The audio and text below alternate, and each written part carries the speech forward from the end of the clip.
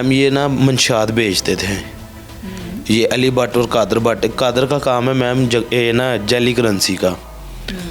ये jelly currency ma'am कौन है ये लोग बेसिकली? मैम ये जो उनसे कत्ल नहीं हुए, ये 2-4 दिन पहले, ये 5 तो 6 दिन हुए होंगे मैम। ये 10 बंदों को फायर लगा और 5 बंदे कत्ल हो गए हैं। ये उसकी गैंग के ही हैं मैम। उसी की गैंग के जी मैम। पुलिस मुकाबले में हलाक हुए? नहीं मैम, ये बोली गैंग है, ये जग्गे की गैंग है जिन्होंने बंदे मारे हैं मैम।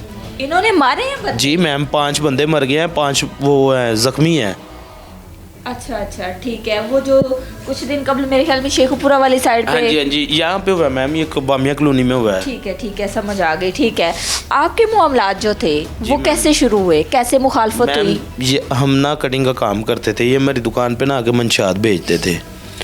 ये हमें डीलर ना कहने लग पड़े थे माम।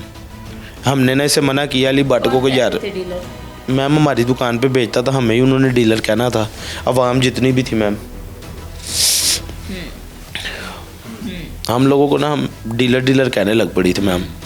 हमने ना इसे मना किया अली भट्ट को कि यार तू साड़ी दुकान ते ना आया कर, तेरी मेहरबानी तेरी वजह ना सानू ना लोग डीलर कहने लग पे ने।